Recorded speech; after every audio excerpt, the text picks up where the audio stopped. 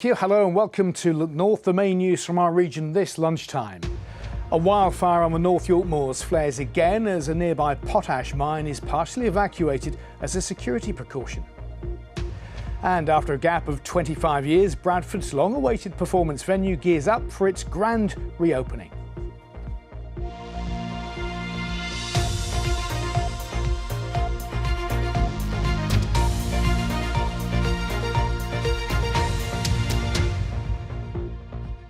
Hello, thank you for your company this Tuesday afternoon. First, a fertiliser mine in the North York Moors National Park has been partially evacuated today due to safety concerns over an ongoing nearby moorland fire.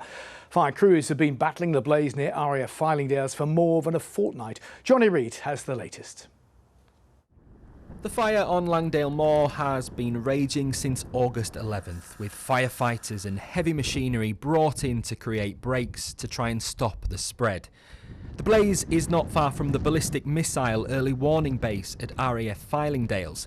A local potash mine has this morning announced that all personnel, apart from a remaining skeleton crew, had been removed from the site as a precautionary measure. Heavy smoke has closed sections of surrounding roads, while North York Moors National Park has warned people to avoid the area at all costs, including cyclists using tracks in the area. The local MP for Scarborough, Alison Hume, has thanked fire crews for their efforts in the dealing with the incident. Johnny Reid, BBC Look North. In other news this lunchtime, an inquest has heard that a 13-year-old girl found unresponsive at a flat in Huddersfield has suffered 4 cardiac arrests before she passed away. Emergency crews tried to resuscitate Casey Louise Horrocks in the early hours of the 12th of August. The inquest at Bradford Coroner's Court heard that the cause of death is still being treated as unexplained.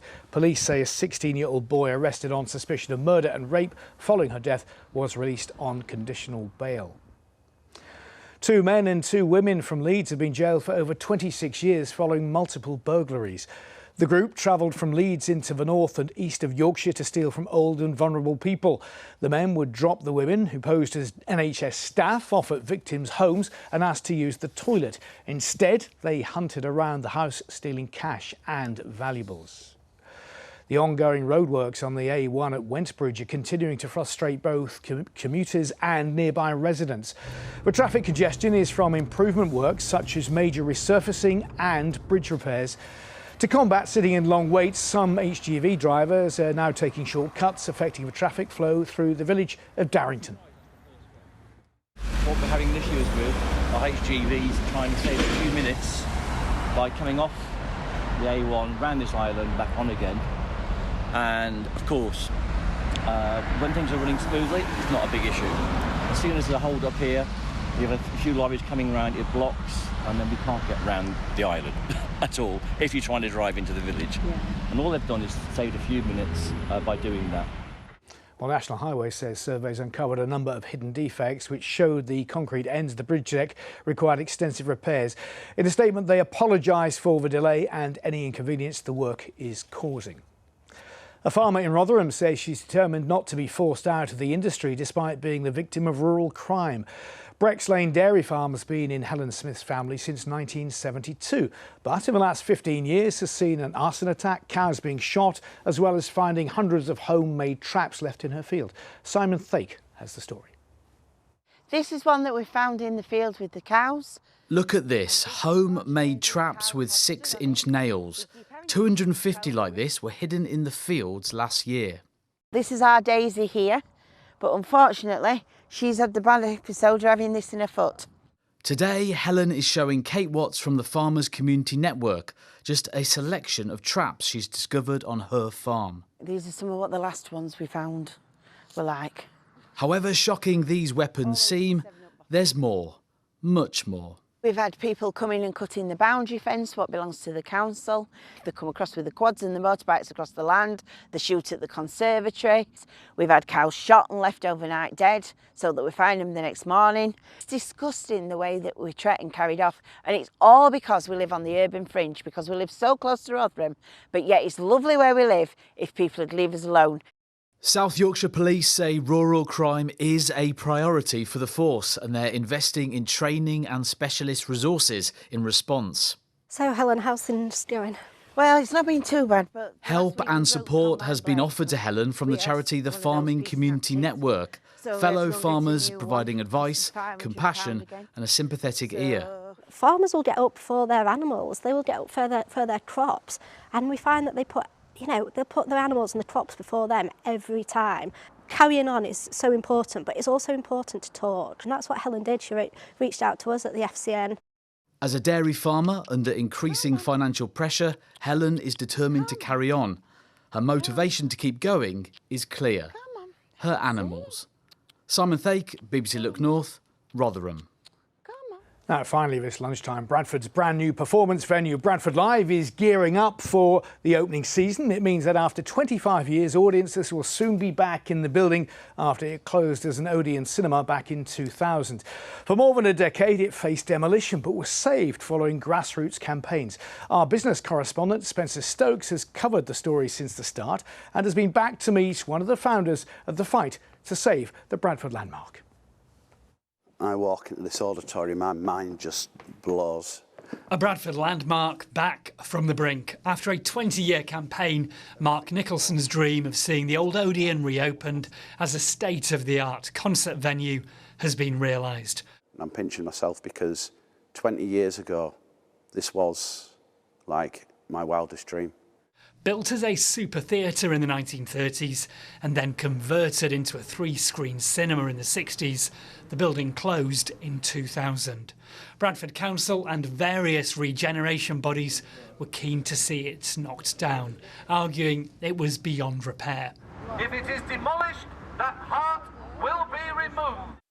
We came up with this event called Hug the Odeon that could have gone very badly for us. Because if we'd have had, say, 20 people turn up, we'd have been finished. Slowly the mood changed, and after 2011, Bradford Council tentatively backed restoration. But it was another decade before building work began. The final cost, more than £50 million. And for Adrian Hartshorn, worth every penny. He remembers seeing the Beatles and many others play here in the early 60s. The American stars, Count Basie in the Doctor, Tom Jones, Shirley Bassey. This is a queue where we'd queue for the Beatles tickets. And all the girls were just screaming. You couldn't hear any music whatsoever. I'm feeling now like a 21-year-old again. You get, yeah, jitters every time I see it, yeah. By and large, I just feel tremendously happy and very, very proud. Not for myself, but also for Bradford as well. You know, we did it. A gala opening will take place on Sunday night. After a quarter of a century, Bradford Live finally ready to live up to its name. Spencer Stokes, BBC Look North, Bradford. Yes, it'll be great to be open once again, won't it? Now, after all this good weather, Paul, I think things are starting to turn, are they not? I think you'd be good at this job. I think I'd be very good at the job, We'll swap. I'll read your lines and you can work up the forecast. You're absolutely right, because we are looking at a big change in the weather coming through in the next few days. Certainly tomorrow afternoon will turn quite wet from the west. This afternoon, sunshine and a few showers, but low pressure set to dominate the weather. We've not seen this setup really since January. That's how long high pressure has dominated, but we'll have showers, even the risk of some longer spells of rain. Eventually it will turn cooler too. Now we've got a few showers blowing in across certainly western parts of Yorkshire at the moment. You can just about see that clumpy cloud there. Further east it should be dry with some sunshine. These showers fairly fleeting, they're going to fizzle as they push eastwards, so most of us enjoying a good deal of fine weather this afternoon. Temperatures 23, 24, not bad. 24 Celsius is 75 Fahrenheit. This evening and overnight, largely dry. There could be 1 or 2 showers drifting up from the southwest, but most of us will be dry, and we'll see lowest overnight temperatures coming in at around about 11 or 12 degrees. So the message is enjoy tomorrow morning if you can. It's going to be fine with some sunshine. By lunchtime, rain onto the Pennines, those showery outbreaks of rain spreading northeastwards through the course of the afternoon. In turn, the evening brightens up from the west, but there could be a few millimetres in that system. Temperatures coming in at around 22 degrees. Thursday, Friday and the weekend, some sunshine, yes, but showers and even a risk of some longer spells of rain. That's the forecast. Is clumpy cloud an approved meteorological expression? It is indeed. OK, I'm glad. I'll make a note of that then. That's as far as we go. Tom's back with the main programme at 6:30. In the meantime, enjoy your afternoon.